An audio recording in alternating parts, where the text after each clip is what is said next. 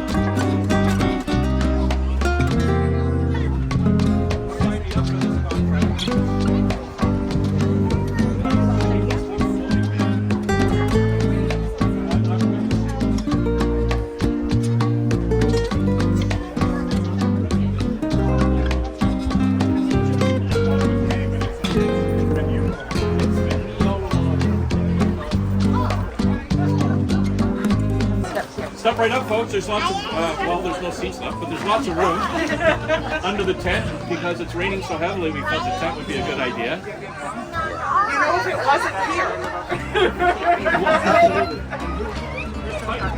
What's the name of this? Titanium. Titanium tents donated this tent, by the way, folks. And I know from my experience in nonprofits, the tent sucks up over half your budget for any event. So that donation is very valuable. They're very expensive. So that's my plug for Titanium. After that, I'd like to recognize Dan and Derek Wolf over at the Apple launch site and roundabout, and everybody else. Peter next door at the drafting demonstration there, who's trying to run away with the food hut. All of these folks have put together this event today, so I'm just acknowledging that, and Dan called me and asked if I'd like to come. My wife and I had Royal Bay Bakery. I did, but I'm gonna. How can I get a word in edgewise?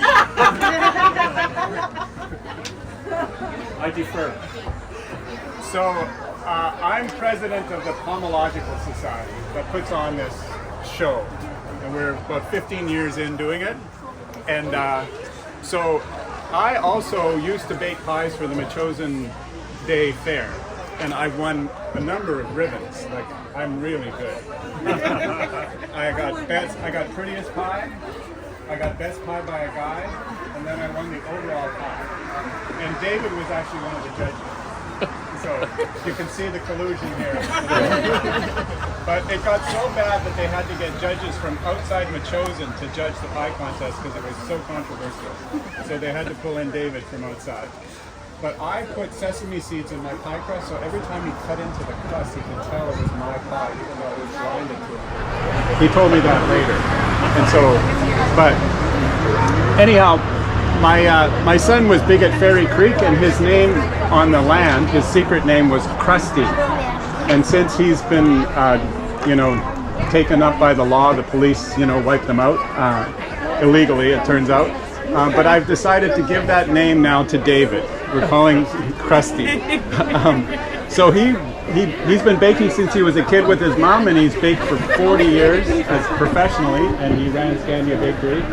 So he knows his way around the crust.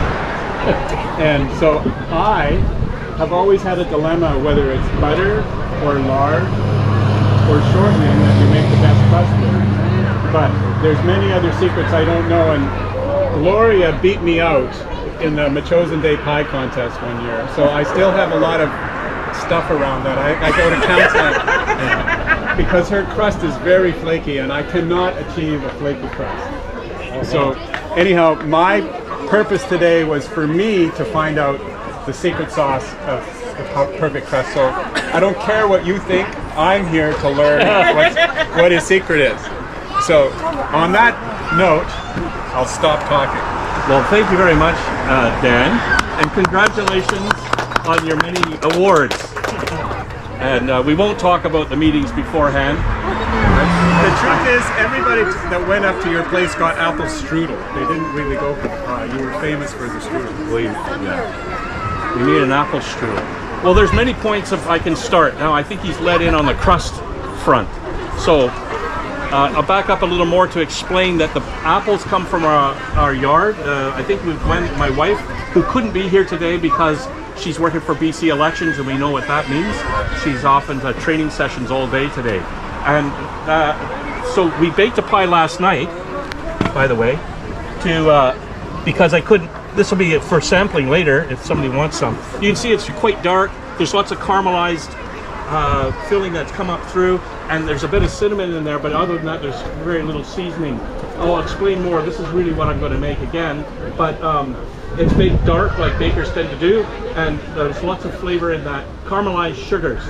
And there's a protein Maillard reaction happens at the end of a bake. You know, the steak on the barbecue and the color on bread, the crust color. At the very end of the bake, the proteins start to brown. It's called the Maillard reaction, and that also has an element of flavor to it. So the color, the sugars and the caramelization and the Maillard reaction carry the flavors. So that's an important aspect. That's why we bake it dark. And we want to make sure the bottom's done, and you don't want to check too many times. Then we have the filling. we prepared these apples, Fuji apples, and there's a few Spartans in there because we had them. They're just diced in lemon water last night, and then I brought them. They're ready to go. We put in a very simple filling with some cinnamon, egg. What do you do? A bit of water, of course, cream, and a few dabs of butter, and we'll get to that. But that's the filling part. To concentrate on the crust. Because Dan kind of the question. You dropped lemon water into this. What's lemon water? Oh, lemon was to prevent the apples from browning. Okay, you don't like browned apples. Well,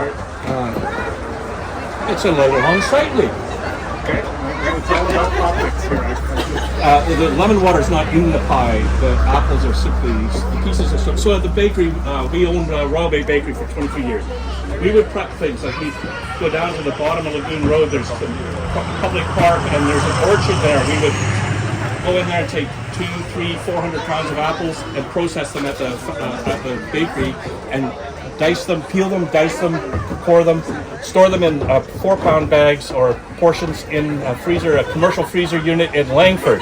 It holds 7 million pounds of food that exists, and all of the food, you go to the grocery stores, all that perishable stuff, meats, fruits, anything perishable that's frozen, ice creams, a lot of it distributes through there.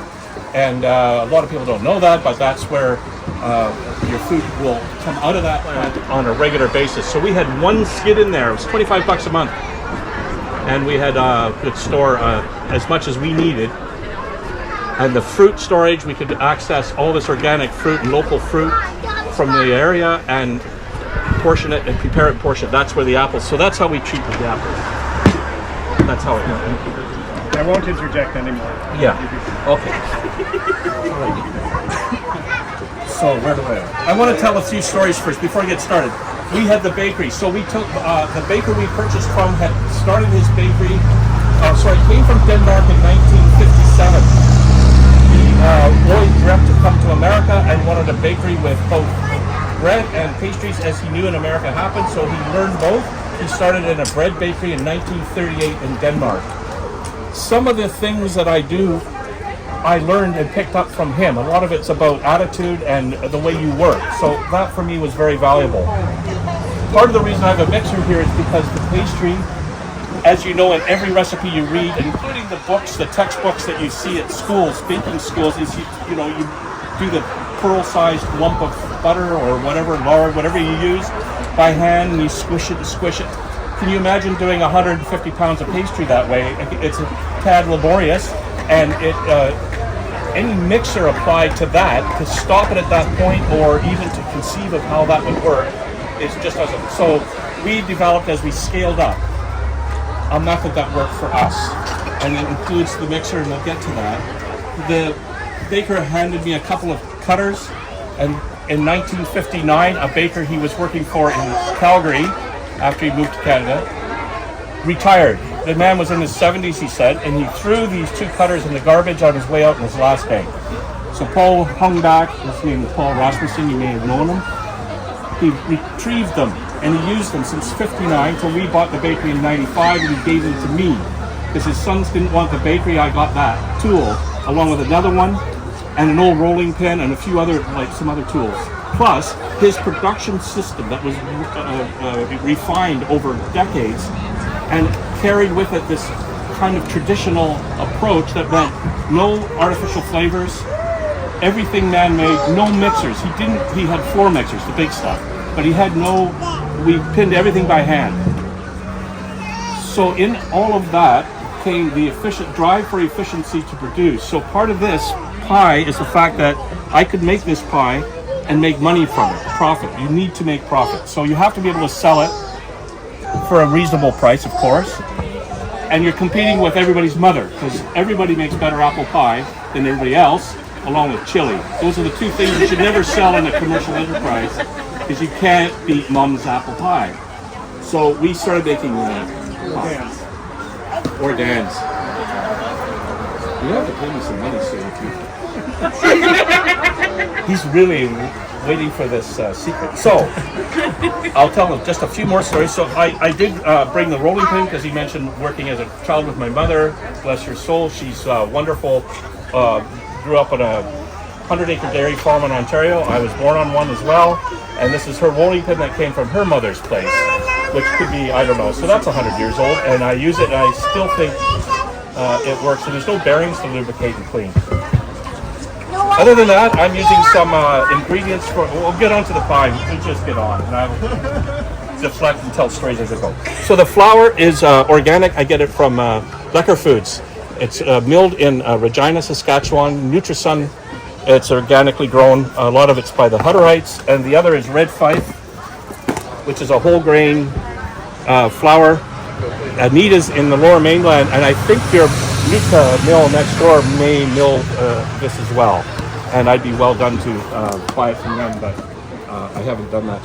So Red Fife was with Sharon Rempel. Does anybody know? She's a Michosonite, agronomist, and she saves seeds, heritage seeds.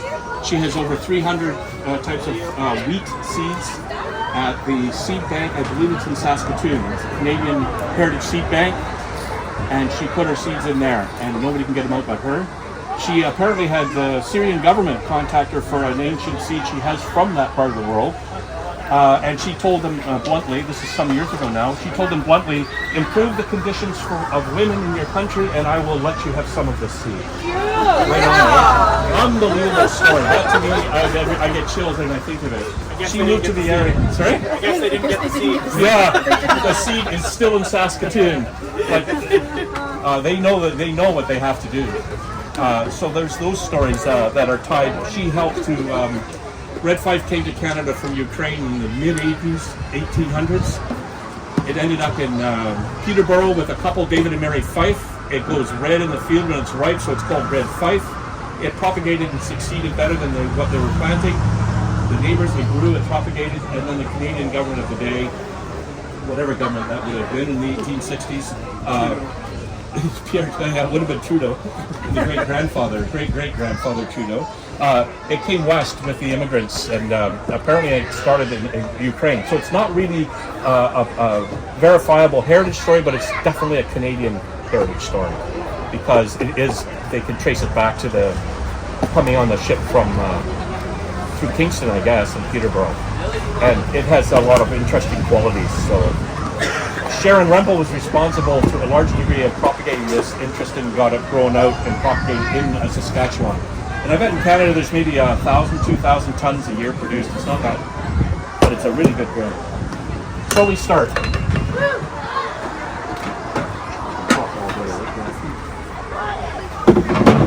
So I just use a paddle. A lot of you have like KitchenAids at home that works. I got this from Russell Food Equipment. You just go in and use my account if you want. It's a $1,500 machine and it'll last a lifetime, and the lifetime of your children. It should last forever. And it's such a treat, and it carries a good load, and there's a nice size bowl.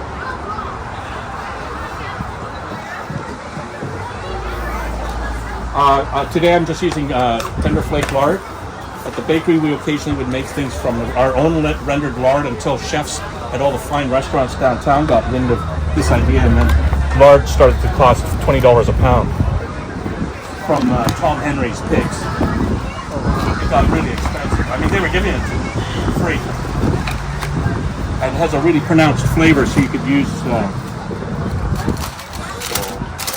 the recipe is just guided for 1 pound of lard. And of course, you'd have some apprentice in the corner unwrapping dozens of these.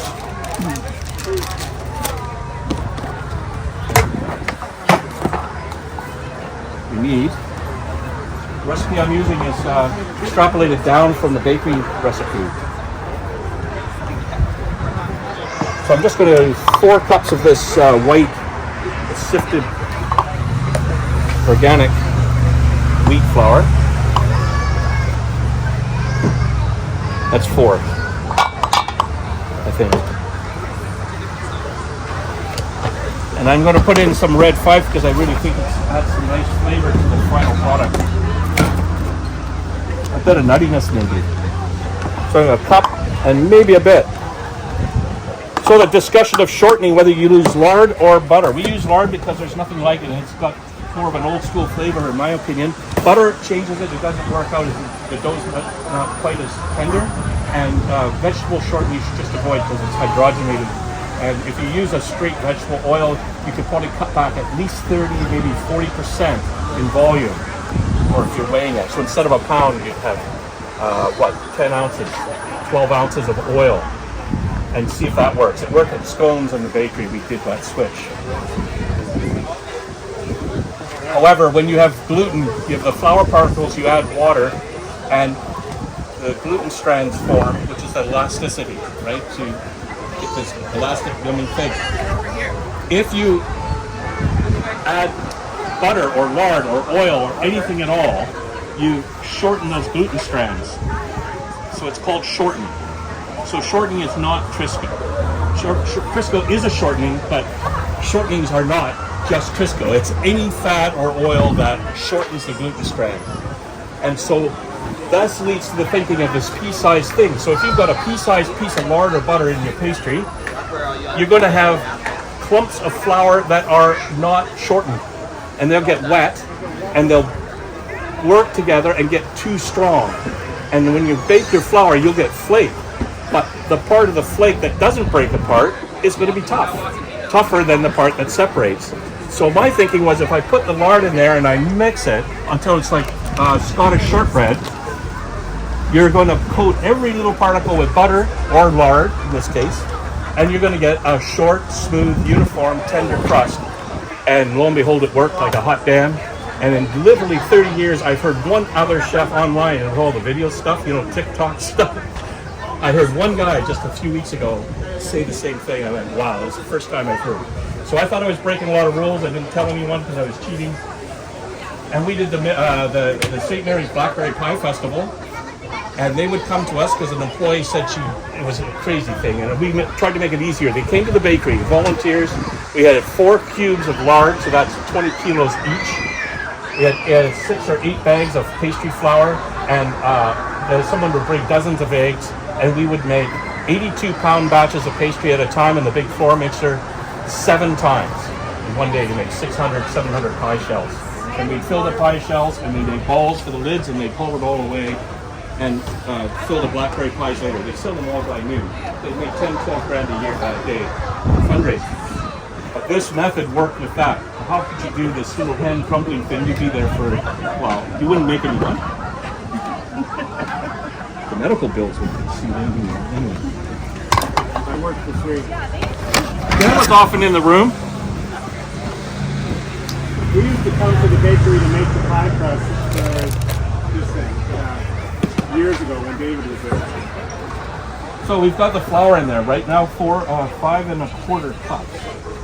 And I need some baking powder. I don't even know why that's in there. My wife says, yeah, do that. You gotta do the baking powder, Dave, so I'm doing it. I should know why. It's probably, it likely tenderizes the dough a little bit. Because cream of tartar in a scone it's an acid, but it will tenderize the pastry. So just a little trick. If you can afford cream of tartar, the price has gone nuts. Salt. Some of you may recognize this as coming from Costco. When we bought the bakery, of course, there's the wholesale supply and the cash and carries, and then Costco came along and they broke the rule. The public could come into the cash and carry. So actually in Ontario that started. So the small food businesses couldn't congregate in these cash and carry wholesale warehouses where we shopped because the public could come in. And so it changed that whole culture. And we had no place, and still don't, to network and share notes. But Costco's prices are good.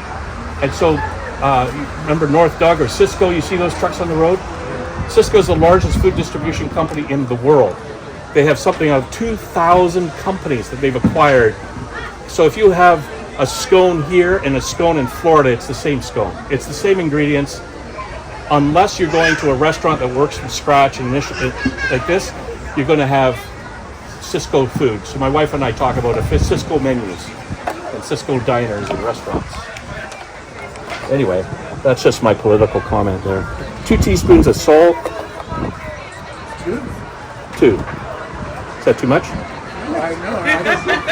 I don't understand here. Well, two teaspoons of salt. And we debate because I got some high blood pressure, so I'm supposed to cut salt. So Gwen said, my wife this morning said, no, just 1 teaspoon. And the recipe says 2. So that was a shy 2. And a pound of lard. That's easy. You can save this for oiling the pans. But you'll notice they've refined it. Whatever they're doing with the paper or with the beating of the equipment to make the lard, it's not the same product it was 30 years ago. This doesn't stick, there's not enough crumbly bits. Food changes the ingredients so much. Like whipped cream. We found a way to take another % out of whipped cream and it still whips, I don't know.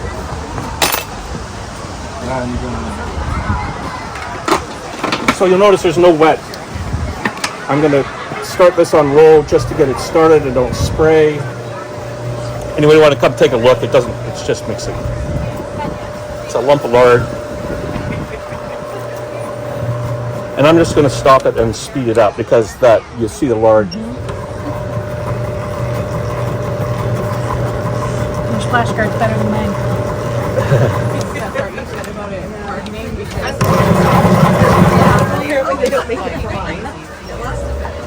Yeah, I don't know what they've changed. No, it just makes so much sense. I made so many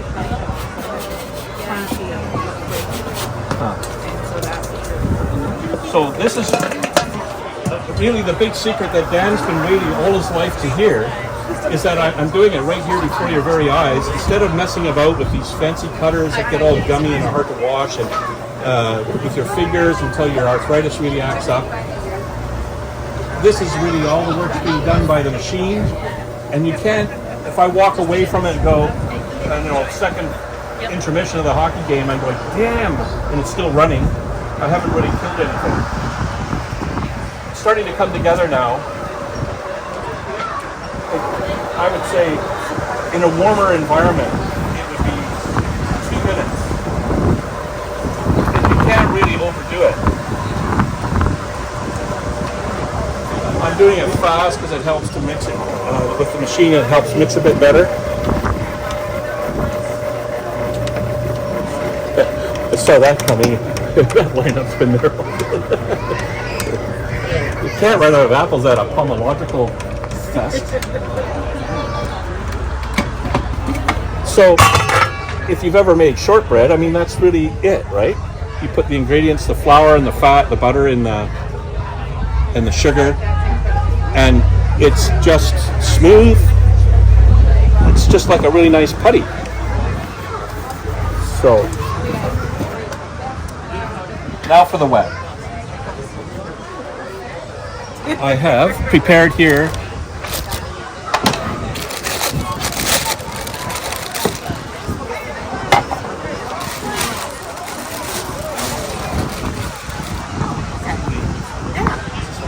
putty. I've got a cup of water. It's just a bit shy because I'm going to add 1 egg. This comes from Dave Humphrey's farm. Chickens there just down the road. And you know Dave Humphreys?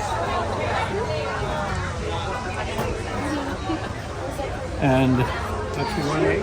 1 egg. 1 cup of... See, I already have too much water. I grabbed the water from the kitchen. Is it ice water? It could be. It's cold. It doesn't matter. It doesn't have to be ice water, but it is cold. And everybody says it's got to be cold, it's got to be cold. I think most people had hot farmhouses back in the day, so the cold was to make sure it didn't get too sticky. That's just a theory. Cold hands too. And a See? piece of marble. See, he's learning so much today. Yeah. But the cold hands. I have apple cider vinegar. I thought that was appropriate, as opposed to just straight vinegar. What does it call for? A tablespoon.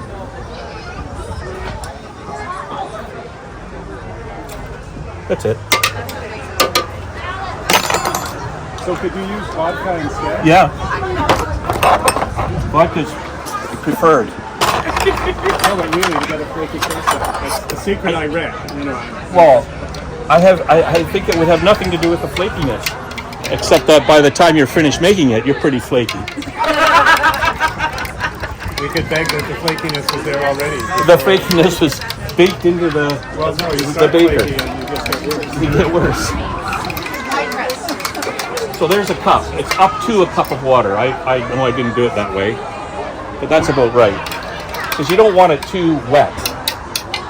If it is, you can, so I'm just going to pour the liquid in there. So when I was making those 82-pound batches of pastry for the Blackberry Fest, the big flour mixture's 80 quarts, we put the 120 quart extension ring on it, and there was a gallon and a half of American gallon, because everybody switched, of water. So it was 24 eggs, 24 cups of water, 3 cups of vinegar, and that was the batch we would make. But our normal batch was 4 pounds of lard, and we do that double, sometimes triple, for our own use. This is always a bit of a splash event if you don't watch it. And now the trick is, you don't want to overmix it.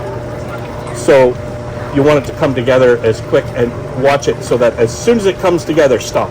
Resist the urge. And the trick is sort of, it's all wet around the outside, so it just spins.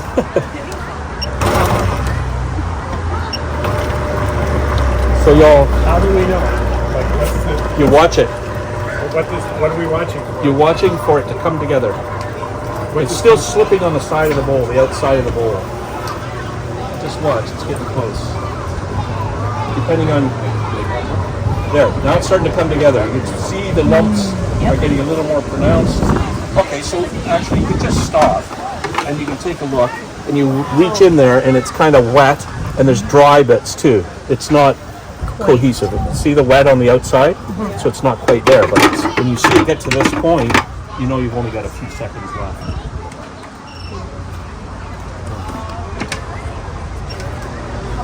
There, boom, it's together. It was that fast. I would just give it a little more. Sometimes I speed it up just for a few turns to make sure. Try it again. So that was what, another 7-8 seconds. That's crazy. There it is. Big change. It's done. Okay. Making pie wrong my whole life.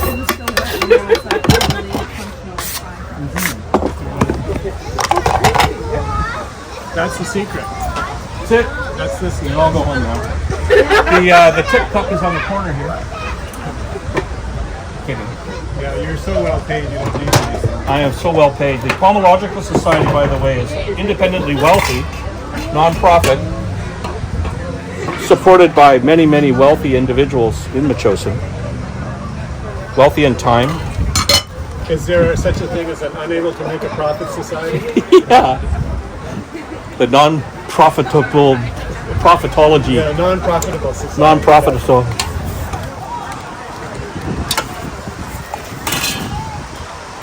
So that's that. Now there's cleanup to do. Baking is 2/3 cleanup and 1/3 making stuff. So again, I mentioned about it being too wet, and you know when it is because it's kind of like that.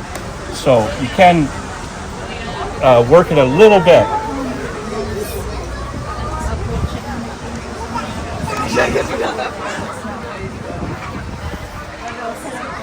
You don't want to work it too much, right? Because it's still true that you don't want it to get overworked, otherwise it starts to become bucky, we call it in the business, where you pin it out and it springs back.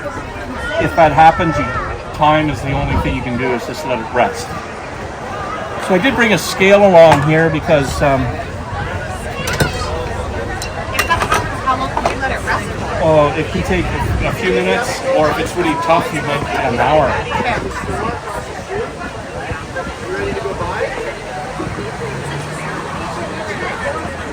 So I'm going to try about 400 grams. I think that'll be enough. And for the lid, I think less. About 350.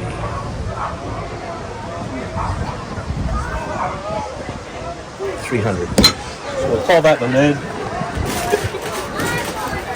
I'll wrap this and take it home, and you can always freeze it. Keep it in the fridge.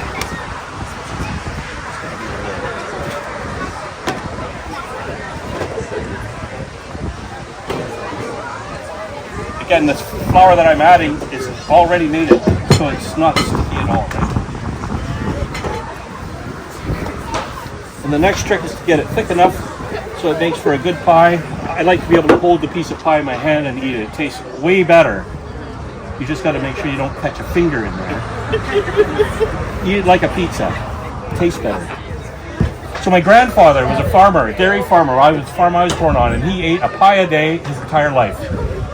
5 in the morning on the way to the barn, takes a piece, comes in for breakfast and has a piece of pie. Mid-morning break, lunch, afternoon dinner. There's 6 pieces of pie. My grandmother baked in her wood stove initially in the 1940s, and then in the 50s she got an electric stove. She was baking 27 pies a week to supply my grandparents, my parents, and us kids. So there's 5, 7, and the hired help, and then guests. Every day, 2, 3, 4 people would stop by, say hi, you come in, have coffee and a pie, tea and a pie, family dinners, after church, always guests. 27 pies a week, week in, week out.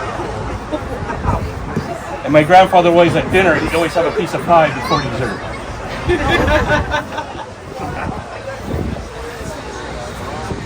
And those pies were often made with this kit. That was my mother's favorite. So the thickness is always a little tricky, and it's one thing that when you're working in a shop, you day after day, you don't really question it much, but it's always there's always an element of uncertainty. And you want to make it big enough to be excessive around the edge, because you want enough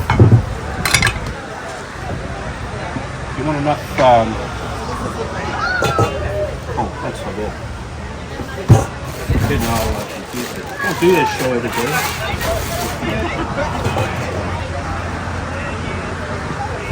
Pie shell. I love the glass. Deep dish, 10-inch deep dish. So there's 9 inches is that. That's the bottom. So the top is 10. And always a little bit under the measurement. This shell might be a bit thick, but so be it. That's better than too thin, I think. Slump it down in. Take too much of the extra off. So do you use the same pastry for the sausage rolls? No. The sausage rolls are a laminated rough puff. So like a laminated pastry with lard and layers. Different dough, actually. But you'll notice I put no sugar in the dough. There's no need. We also use this pastry for meat pies. So it's another commercial element to make as many uses out of one dough as you could. Okay, so that's that. I'm going to fill it. Let me talk out loud.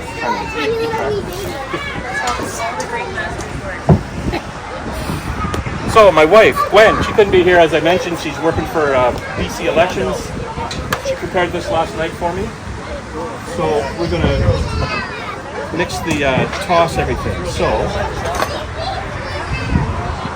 this is roughly 9 sort of medium-sized apples, 7 cups of apples, 10-inch deep. So for 9-inch, you would be less, of course. So anywhere from 5 cups up to maybe 8 cups.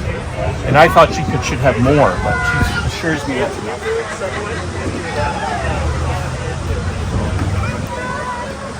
We're using brown sugar today. This is organic cane sugar, according to the label. And ironically, we bought it at Costco. And again, the suppliers for this sort of product in the industry is really hard to get. So you go to the smaller local artisanal suppliers, which are perfect for the general community, but in an industrial level, it gets very expensive, and you're trying to compete with thrifties and everybody else's product. That it's sort of a tough thing. So Costco comes along, and you look organic, and you look at it, and it's all legit. It's hard to resist. Cup of sugar, brown sugar.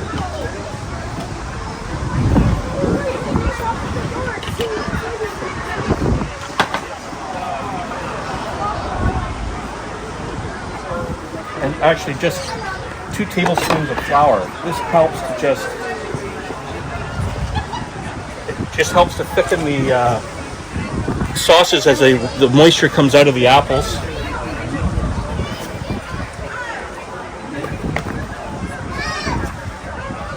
And then cinnamon. Again, Costco. There's Saigon cinnamon, they call it, which is the best cinnamon I can find in the retail world outside of the bakery supply industry, and that's a specialty item. We used to get Saigon A at the bakery. It tasted like real cinnamon, beautiful, rich flavor, and everybody loved our cinnamon buns. I swear to God, the main reason was because we used Saigon A cinnamon instead of the brown stuff. If your cinnamon's brown, it's not cinnamon. It's some bush and they fake it. So it's really, there's no actual cinnamon tree, I guess. And there's only a handful that really are nice quality, but they're expensive.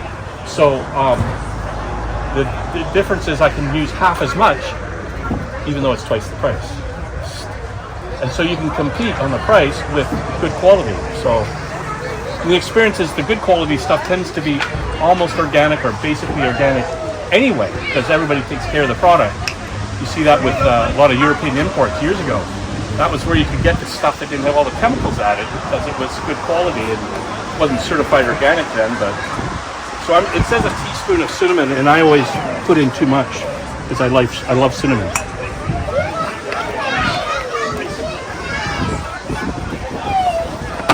Also, I got again. I missed you rolling out the... Okay. So just sort of talk. The sugar's a little bit lumpy, which isn't a problem. Whoever complained about a lump of brown sugar in their pie, it's like a treat, a little drip, a little jewel right there. So what do I do now? I guess we toss the apples. So this might. My wife peeled and cored and diced the apples and put it in lemon water last night and then drained it off. So the lemon water is on them or in that, but it's not actually part of the recipe. So that's the 7 cups. Give it a good toss. So 7 cups in one pie. 7 cups of apples, peeled and cored. We find at the bakery you could never pile it high enough. You know, you pile them way up and they cook down, right? So you want to get all that sugar. The bowl is just a tad small. Should be a bit bigger. Get in there. Okay, well that's good enough.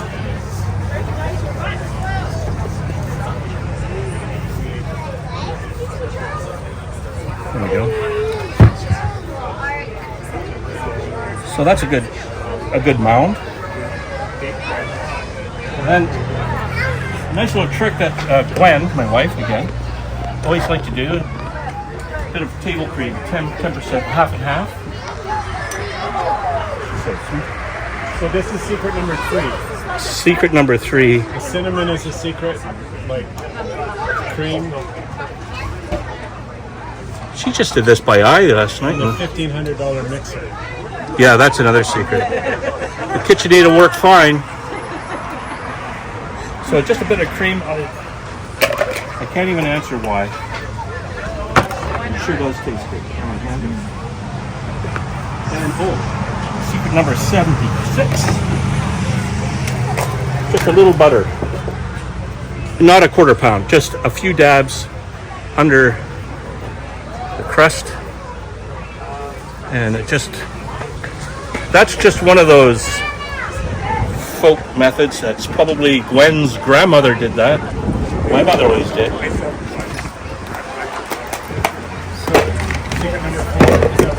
That was 73, I thought. But who's counting? That's secret number. Only go to 6. Number 4. Number 4.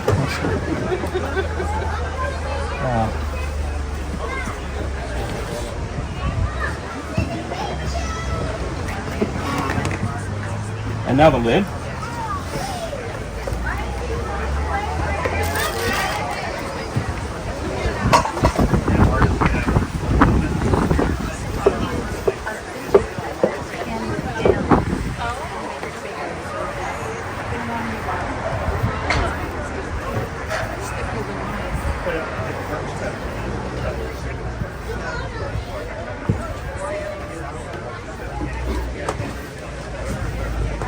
This is big enough. Dave, what was your professional training? None. 0. I went to the University of Victoria, Wilfrid Laurier in Waterloo, and then out here for a few years, and I studied piano performance with Bruce Vogt, UVA. He just retired last year.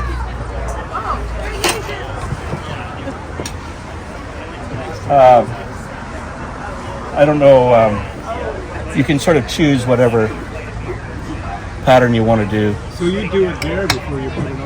I do. Secret number 5. Oh, I forgot something. There's quite a bit of egg wash because that's hard to make with less than 1 egg.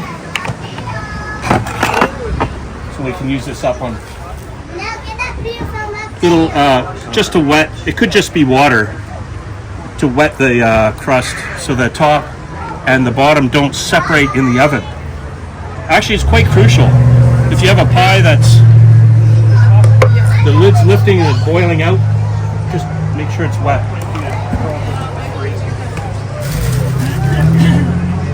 Make sure there's enough. Kind of got lazy here. Patch a few spots.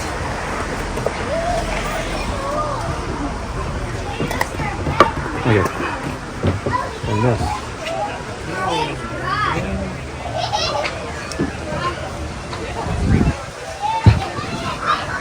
And then you can actually do the crimping before you trim the excess. And there's hard to have too much pastry here. Some people you'll see that are not true pie aficionados, although they might claim, they leave crust on the table. It's like that with pizza too, right? Don't tell me you love pizza if you leave crust. I know there's somebody in this room that's big enough, there's got to be at least one of you that does that. I know, too many carbs, too dry. If the pastry is done right, it'll be so tasty that you would never do that. Then you can just take off the excess a little bit.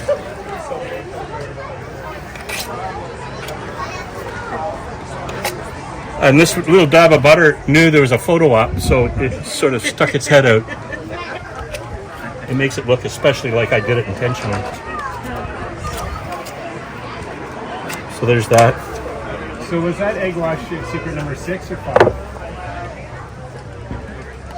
5 was the dabs of butter, I thought. 7. This is 7. Okay, this is okay. And then egg wash. You can use milk if you don't have if you don't want to break a whole egg for one pie. You can just use milk. It's also got the lactose in there will. It's a sugar. It'll caramelize and give color. Just not quite as egg wash. I think works better. And I put a bit of milk in with the egg wash, so it's a double, and then water. Well, and this brush is kind of feeble, but you're just going to egg wash the whole thing. And that's partly what gives the color to this pie. It's almost as important as the apples, the egg wash.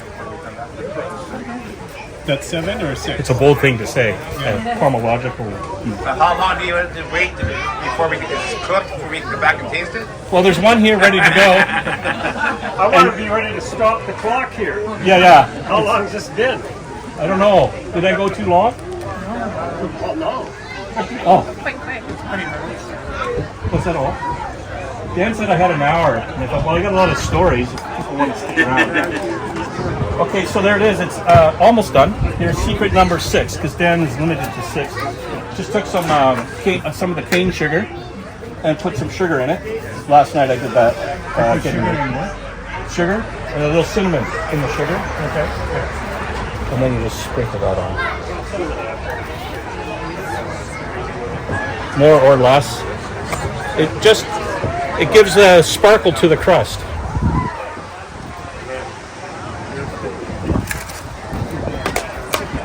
There, it's done. Thank you very much. Okay, I'll return the pan later. Yes. No, because of the thickness, it's a deep dish 10-inch. There's a lot of product. It's going to bake longer than like a 9-inch or a shallow pan. So this would probably bake.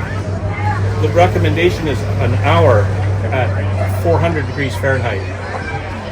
This one we baked last night. It took an hour at 400, and maybe even a few minutes longer, because you got to make sure that the bottom of the pie is baked. The nice thing about the glass bottom is you can hold it up and see that it's baked. You take it out of the oven and look underneath?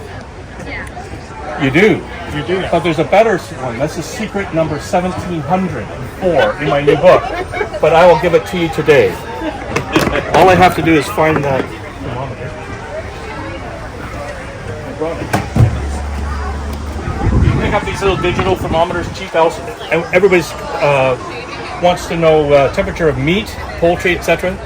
So this little item is handy. It gives you a very quick reading. You insert that into the very core of the coldest, thickest part, maybe even down to the bottom a bit, and you want to hit 196 degrees Fahrenheit. Remember that number. At 196 degrees Fahrenheit, flour is fully cooked. Done. No more. Same with your cake, cookies, muffins, any baked goods. Flour is in it, 196. You don't need the toothpick that goes in dry. You pull it out, and if it's dry, it's done. If it's not, and you can't tell, you go, is that wet or dry? You can't tell. It's a completely bogus tip. But you hear it everywhere. Could we round it up to 200 just so we're not doing that? 200, you're drying out your product. It almost always runs over. So if you're around that 186, leave it, put it back in for 2 minutes. That last bit doesn't take long. But that's why I bring this, because then I know for sure. So can you put the crust in before you put the filling in and bake it a little bit first to kind of seal the bottom? That was in an old book I read. Yeah. Somebody wanted to sell books, but you could do that, but what's the point? To seal it, to seal the bottom. Yeah, but there's no need to. In your pies, yeah. In my pies, I've never done that because it's just extra work. Unless you're blind baking for like a cream pie. Well, mine are always wet because there's the bottom's always wet. Well, there's blackberries and apples, and it's just one big sopping mess of liquid. The juice just from the fruit? Yeah. So Dan's saying the juice from the fruit is making the pie too wet, so the bottom is always soggy. So add more flour. I added 2 tablespoons of flour. If I was making a blackberry pie, I might double or triple that. Before you mix it here, or no, not in the crust, in the filling. In the filling. In your fruit. Oh, okay. You know when I toss the fruit in the stainless bowl? Yeah. I put in the sugar and cinnamon and a bit of flour. Okay. And Gwen knows that these Fuji's are not that juicy. They're, like a king would be juicier probably, right? You'd maybe put in a 3rd tablespoon of flour. It's a bit of a tricky trial and error, but for blackberry, raspberries, even blueberries to some extent, you'd certainly add more flour. Okay. And that would help absorb that liquid that you're talking about causing the problem. Was that one of the secrets, or do we have to go back to the type? That's secret 3A. Okay. Right? Oh, you can't talk about blackberries? Not here. Not today.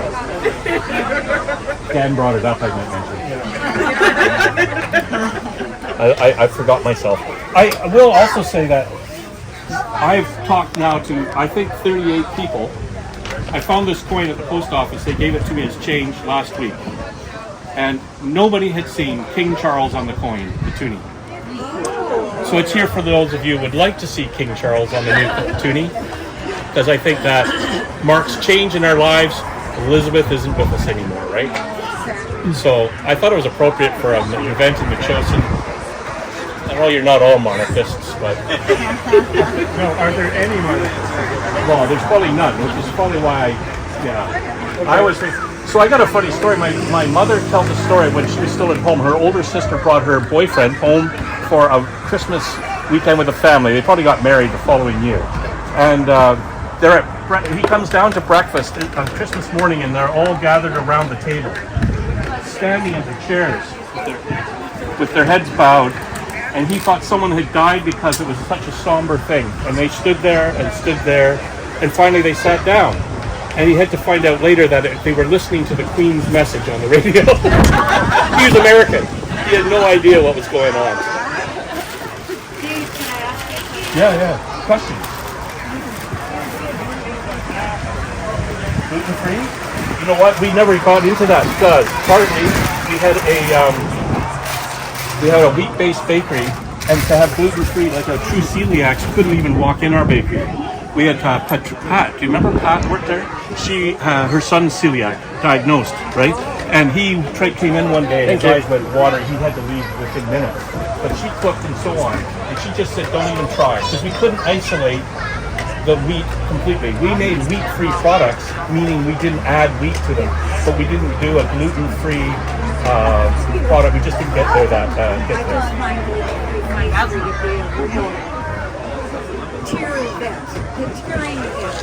It's yeah. So if you got a good flour, you might want to rely on eggs. Egg whites are binding agents. Might help you if you had some egg in the pastry. So can we taste this, guys? Yes. Should I get some plates? I have some plates, but I don't have forks. You have to use your fingers. Oh darn! I shared my spoon from the apple. You've got napkins too? I have not. Yeah, wow is the word. So, can we go through the secrets? So, there's the machine, there's the really good cinnamon, there's the egg wash, cream, butter on top, and then the pastry itself was very straightforward. The end mix procedure of not overmixing it just when it comes together. Just that pulsing that he was doing. So just, Has anybody bought tender flake? Large? The recipe on the package is basically what it's that normal. So the whole principle of this demonstration, really, if you want it, my philosophy and our philosophy at the bakery was simple, basic ingredients, good quality ingredients. Take the time to do it right. Don't skimp on the expensive stuff like butter, and just keep it fresh. Done. You avoid we bought organic flour at the bakery. We like organic, but the main driving reason was that's the only way to purchase flour in this country without all kinds of chemicals added to it that are not on the label of your finished product, because Corporate Affairs Canada calls it a third generation ingredient. So if I'm a big bakery, I can say, put this in for me at the mill, and I don't have to declare it on my label. This is a big secret. It's really a nasty part of our food. So there's stuff in there. If you buy organic and it's certified, it won't have those things added. And that's the only way to get clean flour, in my opinion. There's 28 chemicals apparently certified that they can put into flour, bulk flour in Canada. Anti-molds and conditioners, and some of them are kind of harmless, you think, and ascorbic acid, vitamin C. Who knows how they manufacture it, but there are other things added that, as time goes, it's interesting how something like BHT or BHA is all of a sudden super nasty. But they were talking about it in the 70s when I started in the food industry. Here we are, finally they're getting around to banning some of this stuff. So that's part of it. So it makes for a good flavor, but keep it simple too, right? And that's also for profitability. So we wanted to prove that a small family-owned bakery could succeed by treating their staff while paying 10 to 15% above standard, treat them, give them good benefits and good work conditions and supports, use good ingredients, sell it at a fair price, so good food at a fair price, and still be profitable. And we proved it. Our last 10 years, we took a bakery we bought at $1,600. We did our first week, and when we sold it, we were doing $4,000 a day. And that was 7 years ago, and the prices now are, some of them are double because the industry's gone nuts. So figure it out, right? And we shut 2 days a week, and we shut 2 weeks at Christmas and 2 weeks in summer. So that's 240 retail days a year. That's way short of most enterprises, and most business advisors would say, don't even try that. You'll never make it. But we proved it. We kept the old business going and used old practices. A rolling pin, one of the main features is it'll wear out your arms if you get too busy, which is what happened to us. So I bought a machine, sheeter machine, but it doesn't break, right? There's no maintenance. And you put it back in the drawer and you pull it out when you need it. You don't even have to look. So there's very efficient, labor-efficient practices that end up in the cost of the pie. So the pies going for $20. Our food costs would be quite low because we were getting things locally. Our labor was quite high because we were processing it, but then our overhead wasn't bad. And we had a landlord, Norm Tan, at that plaza, a very reasonable guy. He's had it for 76, and he's never raised the rent. The rents are about half a typical commercial rent today. So his contribution to the success, and his line was always that everybody should be able to make some money and make a living. And I mean, that was just pure luck that we met this man in his plaza. Best landlord we ever had. So that principle of making things simple and keeping it should taste good. Then you be the judge, so step up and I can cut you a piece.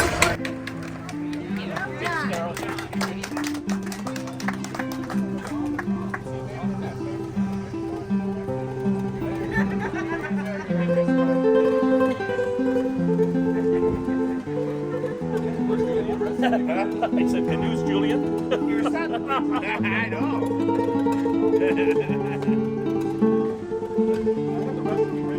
Picture there, it's my own hand scratch, and it's not quite the same as the box, but it's very similar. Oh my God. When did you sell the bakery? November, 7 years ago. 7 years ago. November 1st will be the anniversary date. Wow. Making the best lemon tarts there too. Lemon tarts are good. That's when you sold it. In 2017. And Brad has kept on the products and the recipes. It's amazing how much stuff tastes the same. I don't know how small or big a piece I was nervous, honestly, when I saw that you sold. Were you? Well, yeah, because I thought, they're going to change everything. He's done well, hasn't All the core stuff still here. he? He's gone through some periods. We all did, right? You have employees. Sorry, did they keep your recipes? Yeah, oh yeah. That's why it's delicious. So my wife, when we bought it, there was one savory item, and that was the sausage roll. And the old guy taught me that. You want a plate? If someone can help separate the plates, I'll dish it out. Wrong tool. The first piece is always the roughest, right? Thank you very much. Appreciate it. And I hope you like it. And if you don't, my only response would be fine. Go home and make your own. Because it's a very tender crust. You can see how it's coming apart. It's partly because of the tenderness of it. Oh, you better take a piece of that. I'll take the next. I just thought you had done a nice job. It's okay. Well, I thought you We're cooked. not going anywhere.